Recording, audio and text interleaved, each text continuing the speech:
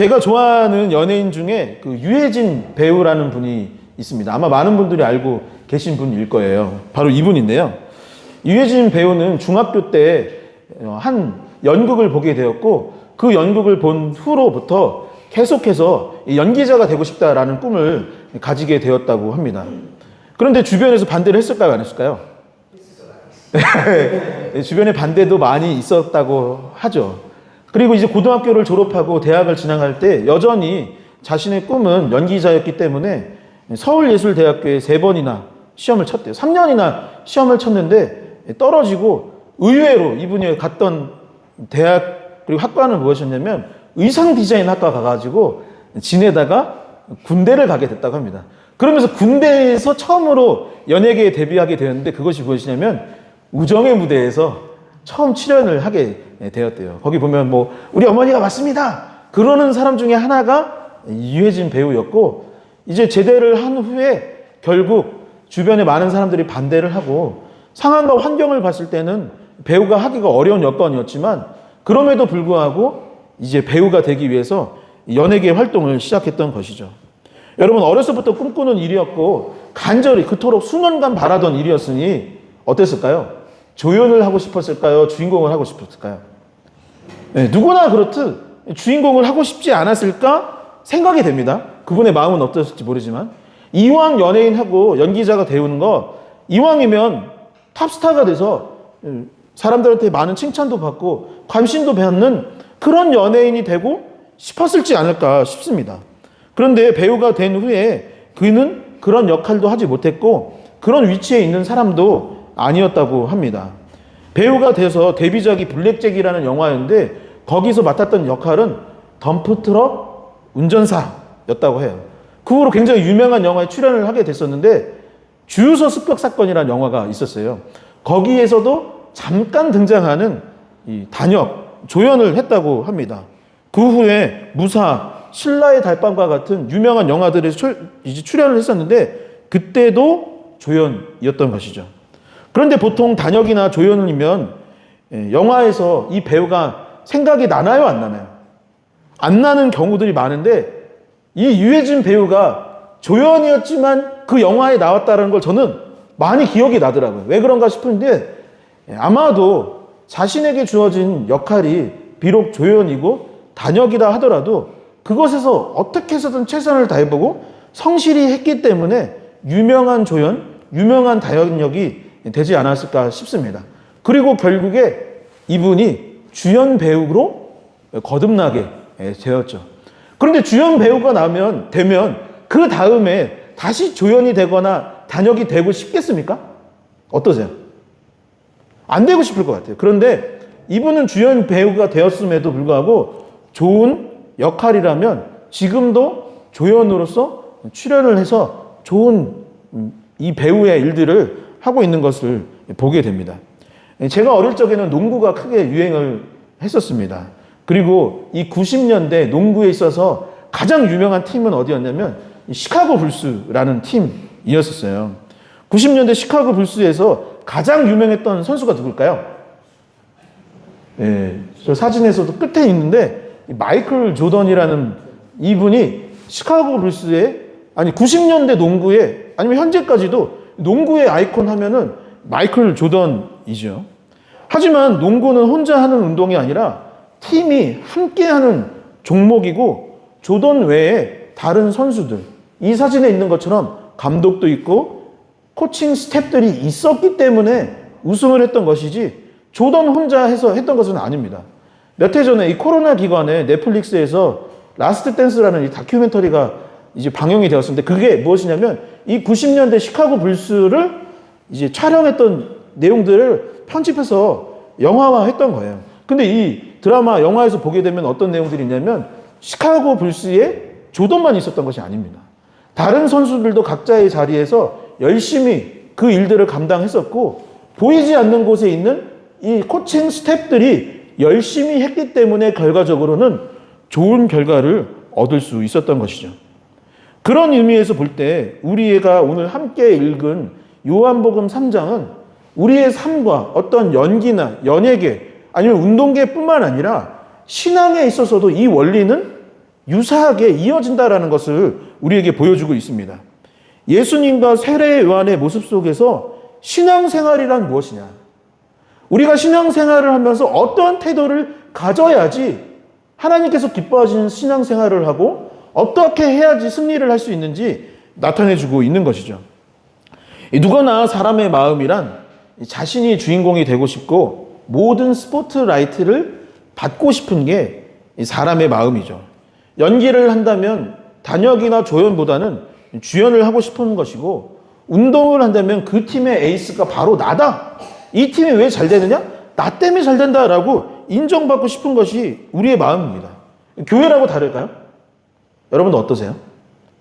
저는 교회도 마찬가지일 때가 많다고 생각을 합니다. 저도 찬양팀을 했었는데 찬양팀 할 때 제가 맡았던 역할은 뭐냐면 기타였어요. 근데 기타 굳이 볼륨 안 올려도 되는데 막 올리고 싶은 마음이 어릴 적에 있고, 막 솔로 화려하게 안 해도 되는데 잘 되지도 않는 그 솔로를 막 해서 조금 드러나고 싶은 마음이 있기 마련인 거죠. 성가대를 할 때에도 이왕이면 내가 이 성가대에서 뭔가 좀 돋보이는 역할을 하고 싶고, 교회 사역에 있어서도 아무개 때문에 이만큼 왔다, 아무개 때문에 우리가 이 정도 하고 있다라고 칭찬받고 싶은 마음이 당연히 인간의 본성이라는 것이죠. 그게 나쁜 것은 아닙니다. 인간의 본성이란 다 그런 것이죠. 그런데 오늘 본문을 보면은 한 시대에 두 개의 태양이 떠 있는 것과 같은 상황이 펼쳐지고 있는 것을 보게 됩니다. 영화의 주인공이 한 명이어야 하는데 지금 두 명이 된 거예요. 이 팀의 에이스가 한 명이어야 되는데 두 명이 등장한 것입니다.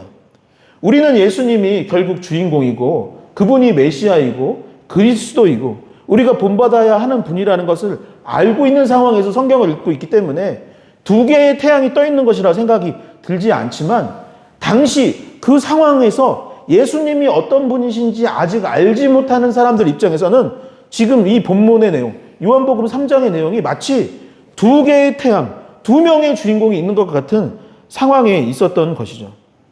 경쟁자, 대결자로 비춰질 수 있었던 것입니다.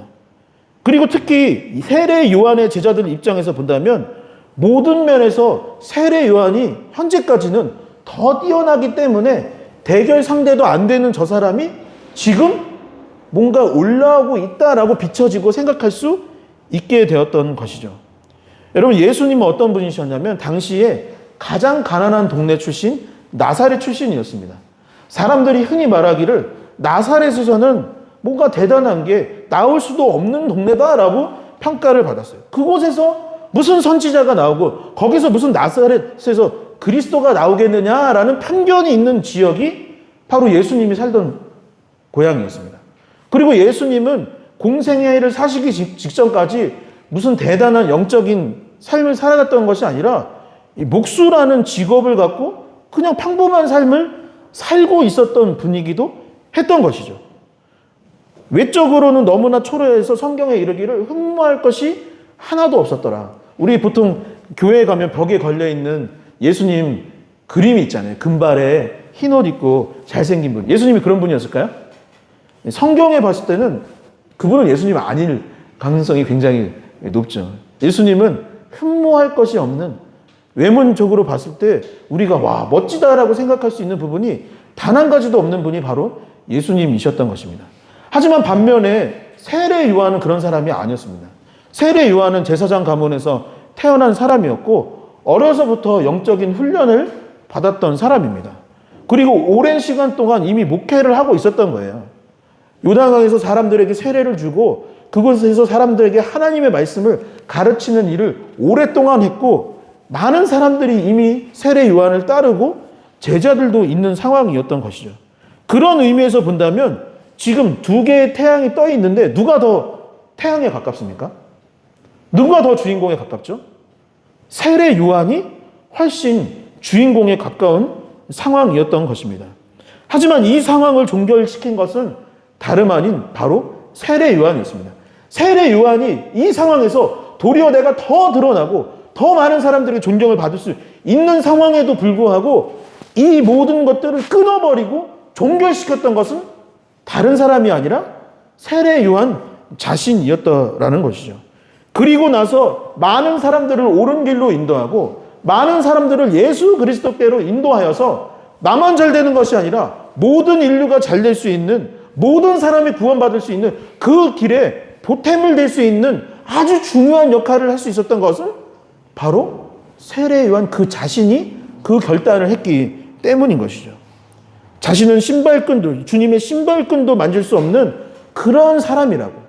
나는 겸손하고 겸손해서 낮아지고 낮아져서 난 별 볼 일 없는 그냥 그런 사람이라고. 나한테 오지 말고 도리어 예수님께 가라고 했던 사람은 바로 세례 요한이었던 것입니다. 그는 어떻게 그런 놀라운 삶을 살 수 있었던 것일까요? 나만 잘 되고 싶은 것이 우리네 인생이고 나만 드러나고 싶은 것이 우리의 마음인데 어떻게 세례 요한은 그 모든 것들을 거부하고 참된 진리의 길을 걸어갈 수 있었던 걸까요? 나만 축복받고 나만 성공하고 싶은 이 시대 가운데 어떻게 우리는 모두가 성공하고 모두가 축복받고 모두가 구원받을 수 있는 그 길로 갈 수 있는 방법이 어디에 있느냐라는 것입니다. 첫 번째, 세례 요한은 무엇 때문에 이런 삶을 살아갈 수 있느냐? 자신의 역할을 알았기 때문에 이런 삶을 살아갈 수 있었던 것입니다. 하나님의 부르심을 받은 자로서 자신이 해야 할 역할, 해야만 하는 일이 무엇인지를 알고 자신의 사명이 어떤 것인지를 알고 그것들을 수행했기 때문에 그토록 놀라운 삶을 살아갈 수 있었던 것이죠. 여러분 함께 고백해 볼까요? 나의 역할을 알아야 합니다. 다시 한번 나의 역할을 알아야 합니다. 저는 저의 역할을 알고 여러분들은 여러분들의 역할을 알고 우리가 해야 할 그 사명이 무엇인지 어떤 삶을 살아야 하는지 그 역할을 우리의 배역이 무엇인지를 정확히 알아야 한다는 것이죠. 지난 5월 한 달 동안 우리가 큐티를 하면서 본 말씀의 내용이 무엇이었냐면 열왕기상이었습니다. 그리고 열왕기상의 상당 부분이 솔로몬 이야기도 있지만 뒷부분에 있어서는 많은 부분 아합 왕에 관한 이야기를 기록하고 있죠. 아합 왕은 어떤 사람이었느냐? 하나님께서 세우신 이 나라를 다스리는 이 북이스라엘의 왕 중 하나였습니다. 이 왕의 역할이란 무엇이냐? 이 세상에서 통치자라고 한다면 그냥 자기 마음대로 뭔가를 할 수도 있는 것 같아요. 존경받고 내가 하고자 하는 정책들을 세워서 그것들을 하는 것이 이 시대의 위정자들 아니면 오랜 고대 시대의 왕들이 했던 것들이 보통 그런 것이 자신의 역할이라 생각할 수 있을 것입니다. 그러나 이스라엘의 왕은 그러한 왕이 아니었던 것입니다. 이스라엘은 하나님께서 선택하신 백성이었고 하나님의 통치가 이루어져야 하는 국가였기 때문에 이 이스라엘의 왕이 해야 될 것은 무엇이냐면 하나님의 뜻을 분별하고 그 뜻에 맞게 이 나라를 다스리는 것. 그러니까 대리 통치자입니다. 진짜 통치자는 하나님이고 그 하나님의 뜻에 맞게 나라를 다스리는 것이 아합 왕의 역할이었던 것입니다. 그런데 아합 왕은 어떻게 했느냐? 자신의 역할을 망각했습니다. 뭘 망각했다고요? 자신의 역할을 망각한 것입니다. 아합 왕의 문제가 무엇이냐? 내가 해야 할 역할이 무엇인지를 망각했기 때문에 그는 실패했다라는 것이죠.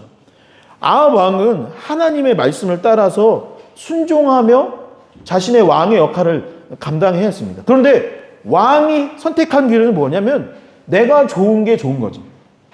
내가 이게 좋으면 이게 맞는 거지라고 생각을 했던 것이죠.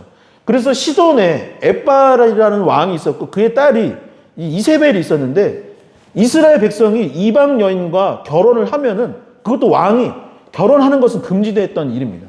그런데 내가 봤을 때 이 엣바의 딸 이세벨이 마음에 드는 거예요. 그러면 하나님 뜻이 아니더라도 아합은 그 여자를 데리고 와서 결혼을 했던 것입니다. 그리고 그 여인이 오면서 무엇을 가지고 왔냐면 시돈의 우상이었던 바알과 아세라를 가지고 온 것입니다. 근데 이게 내가 좋은 거예요. 내 와이프가 좋아하니까 나도 그러면 하나님 대신에 바알을 섬기겠다라고 결정을 했던 것입니다. 내가 섬겼으니 이제 이스라엘 백성들도 다 섬겨. 다 우상 숭배합시다. 라고 결정을 했던 것이 바로 아합 왕이었던 거예요. 전쟁을 하고 싶을 때는 자기 마음대로 전쟁을 했고 남의 것을 빼앗고 싶으면 빼앗았던 것입니다. 대표적으로 나봇이라는 아주 좋은 사람이 있었는데 나봇의 포도원이 마음에 드는 거예요. 근데 그것을 어떻게 뺏었냐면 나봇이 죽도록 만들고 그 땅을 차지했던 것이 바로 아합 왕이었던 것이죠. 자신의 역할을 분별하지 못하고 자기 의견에, 자기 소견에 옳은 대로 행동을 하고 좋은 게 좋은 거지 라고 했던 아합 왕은 결국 어떻게 됐을까요? 하나님께서 하지 말라고 했던 전쟁에 참전을 하였고 그 전쟁에서 비참하게 죽고 말았던 것입니다. 하지만 세례 요한은 자신의 역할이 무엇인지 정확히 알았습니다. 요한복음 3장 26절의 말씀입니다. 그들이 요한에게 가서 이르되 랍비여 선생님과 함께 요단강 저편에 있는 선생님이 증언하시던 이가 세례를 베풀매 사람이 다 그에게로 가더이다. 아멘.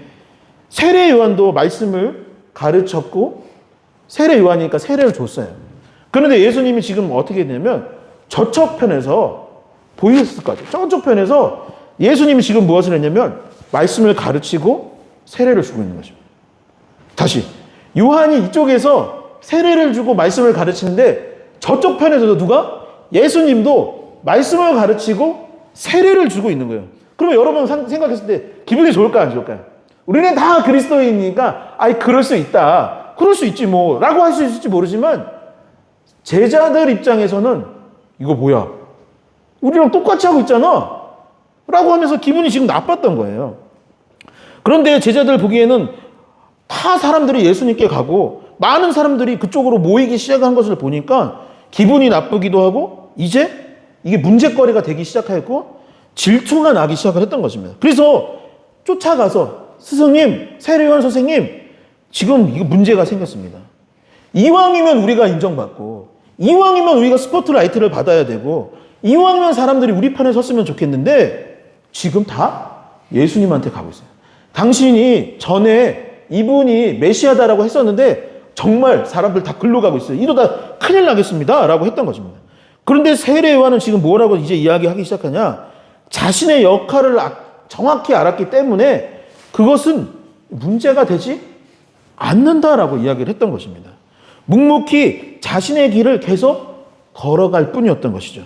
29절의 말씀을 함께 같이 읽어보도록 하겠습니다. 29절 함께 읽겠습니다. 신부를 취하는 자는 신랑이나 서서 신랑의 음성을 듣는 친구가 크게 기뻐하나니 나는 이러한 기쁨으로 충만하였노라. 아멘. 신랑은 예수님이고 신부는 누구냐면 백성들, 사람들이었던 것입니다. 그리고 세례 요한의 역할은 바로 친구였던 것이죠. 이 결혼식의 주인공은 누구였느냐? 신랑과 신부입니다. 맞나요?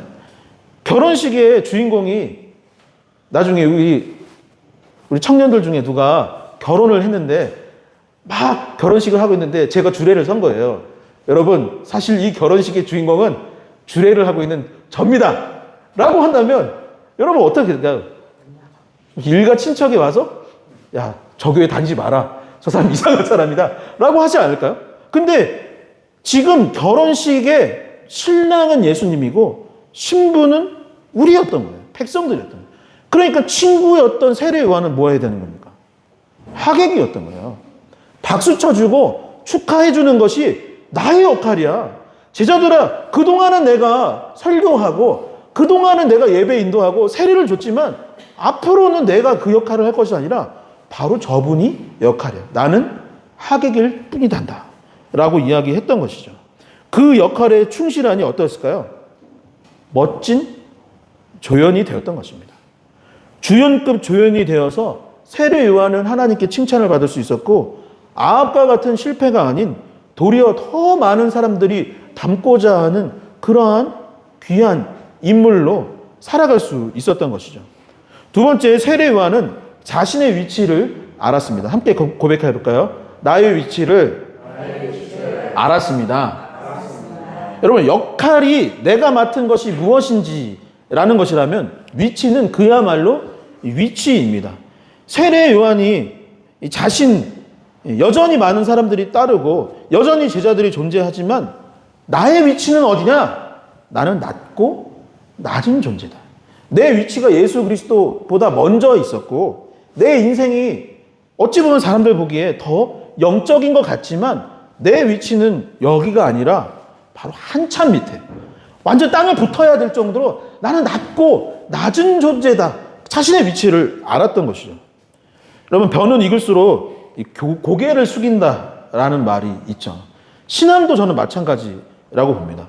오랫동안 믿음 생활을 하고 말씀을 날마다 먹으며 예수 그리스도를 본받고자 살아간다면 벼가 익을수록 고개를 숙이는 것과 같이 우리의 그리스도인의 삶과 어떤 신앙의 모습 역시 계속 낮아질 수밖에 없는 것이죠. 몇 해 전 저의 지인이 이제 이사를 갔어요. 이사를 갔고 전에 다니던 교회와 1시간 이상 멀리 떨어져서 교회를 이제 집 주변에 있는 교회로 옮겨야 되겠다라는 고민을 하게 되었다고 합니다. 그리고 집 주변에 여러 교회들이 있지 않겠습니까?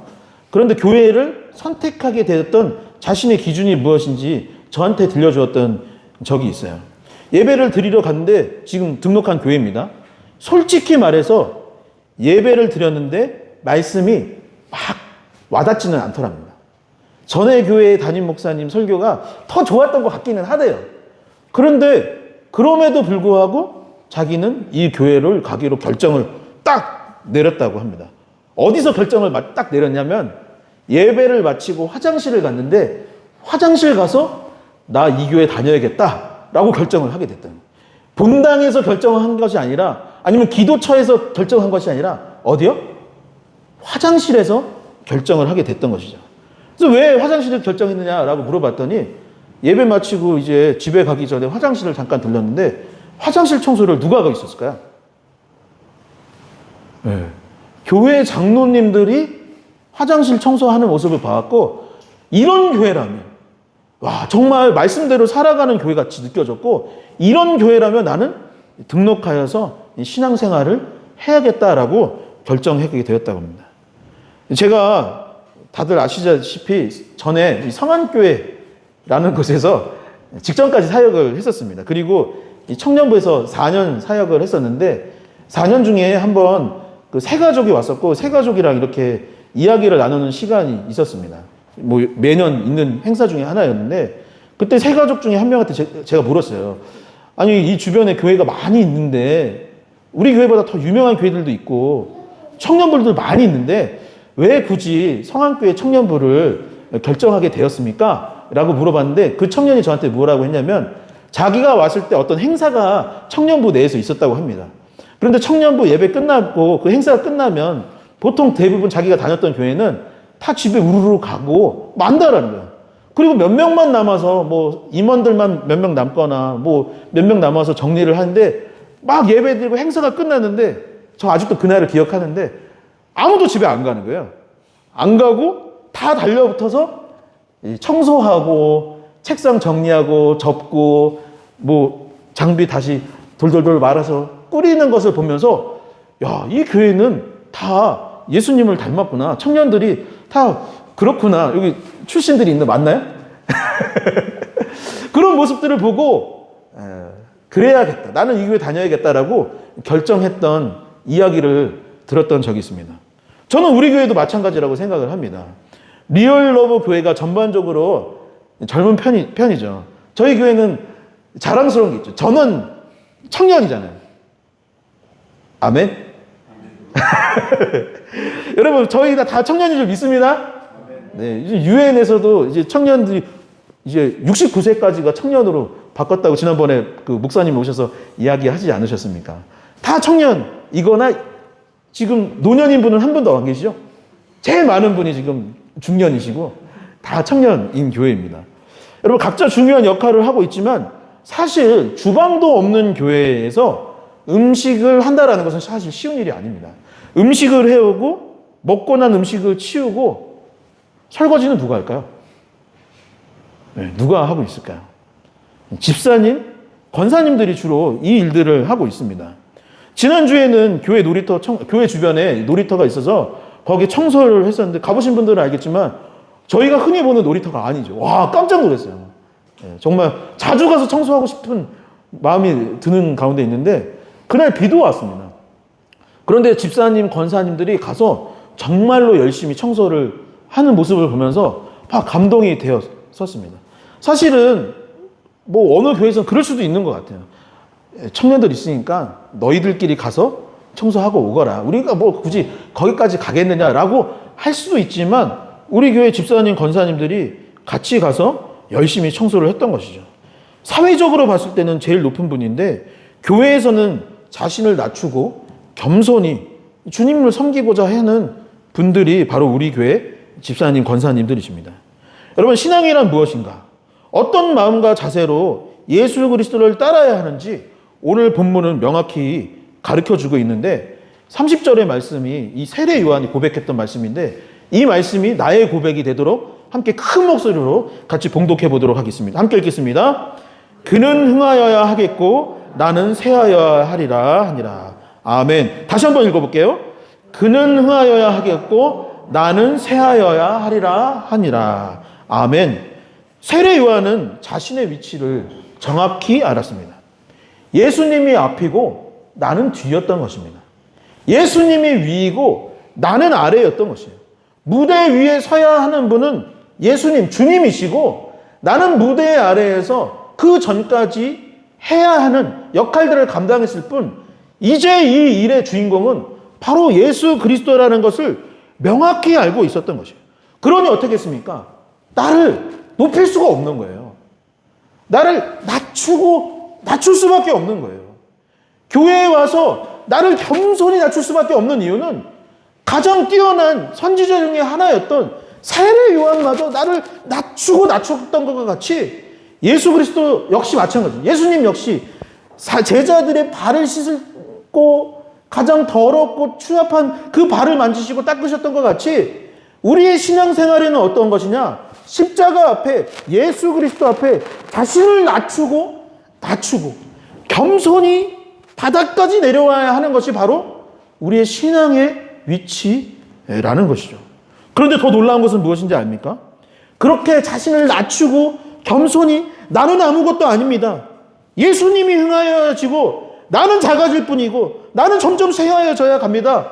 라고 고백했던 세례 요한을 향하여서 예수님은 뭐라고 고백하셨는지 한번 마태복음 11장 11절을 같이 읽어보도록 하겠습니다. 함께 읽겠습니다. 내가 진실로 너희에게 말하노니 여자가 낳은 자 중에 세례 요한보다 큰 이가 일어남이 없도다. 아멘. 여러분, 신앙의 원리란 무엇이냐? 우리 교회에서 제일 큰 사람 누굴까요?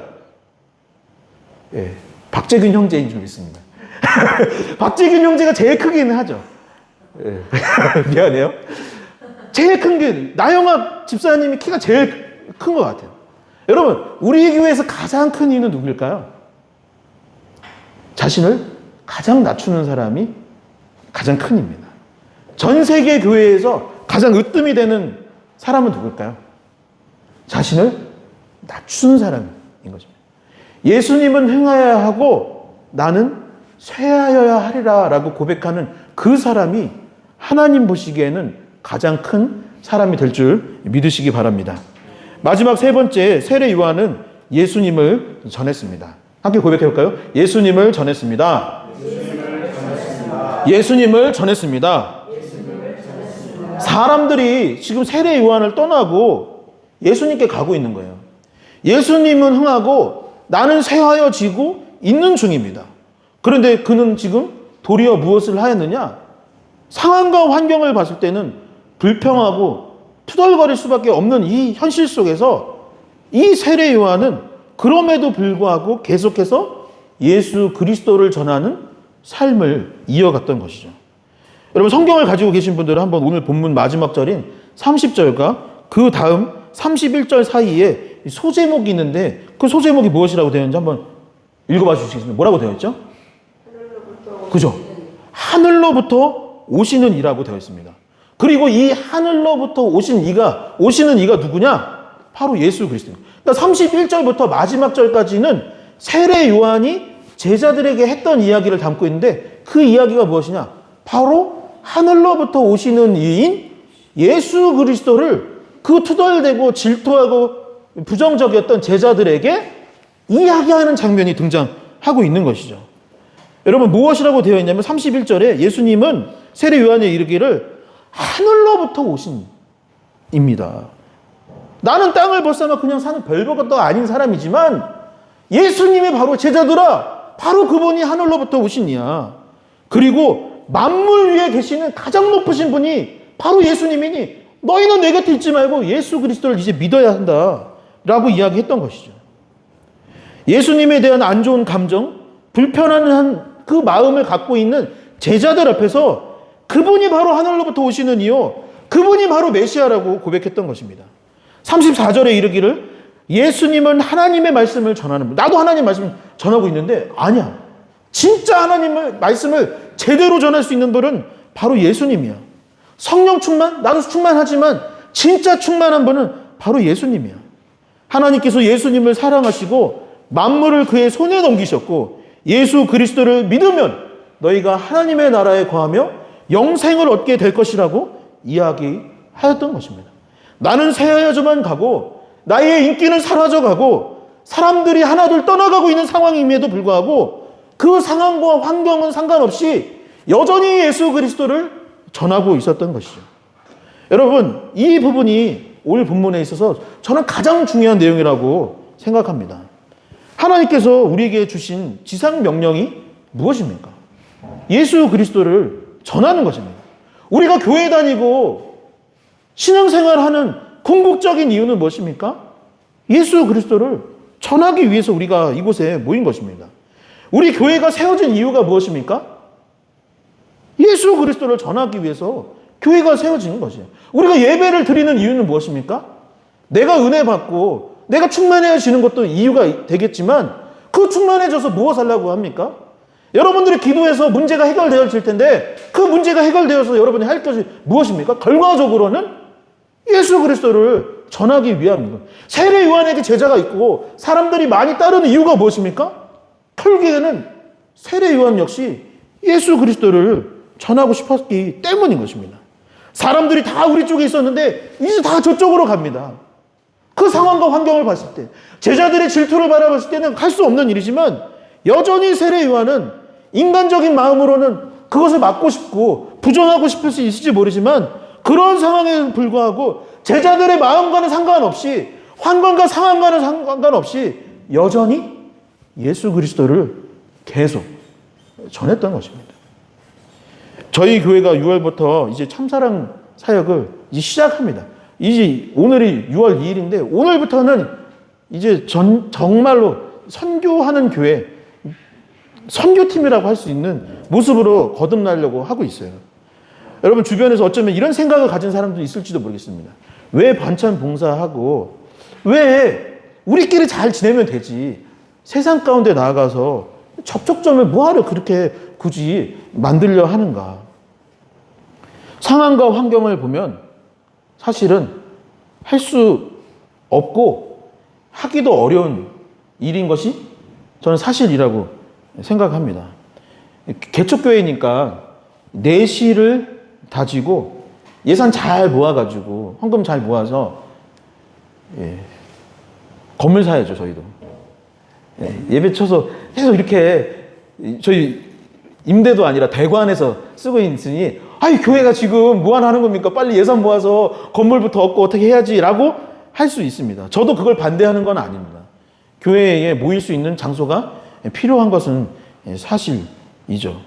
그러나 제가 반대로 교회란 도대체 무엇인가 라고 질문을 해본다면 다시 한번 교회가 무엇인가 라고 반문을 한다면 교회는 건물도 아니고 부동산 투자하는 기관도 아닙니다. 물론 모임 장소가 필요하지만 그것 자체가 1순위는 아니고 목적 그 자체는 아니라는 것이죠. 모임 장소가 필요하지 않다고 말하는 건 아닙니다. 필요하기는 합니다. 그리고 여러분 교회가 이런 생각을 할 수도 있을 것 같아요. 지금 우리 안에 다른 것들을 채워야 되고 가구도 사야 되고 일왕이면 기자재도 더 좋은 걸로 해야 되는데 무슨 뭐하러 그것까지 합니까? 라고 할 수도 있어요. 그것도 맞는 얘기라고 저는 생각합니다. 하지만 다시 반문한다면 이미 최고의 성능은 아닐지 모르지만 우리에게 좋은 것들이 있는 것이 저는 이미 하나님께 은혜를 받아서 여기에서 우리가 모일 수 있는 것이라고 생각을 합니다. 전에도 한번 말씀드렸지만 교회는 사교 집단이 아닙니다. 사교 모임 하는 것이 교회가 아니에요. 교회는 사교 집단이라기보다는 구조대입니다. 교회는 사람들 살리는 곳이 되어야 하는 것입니다.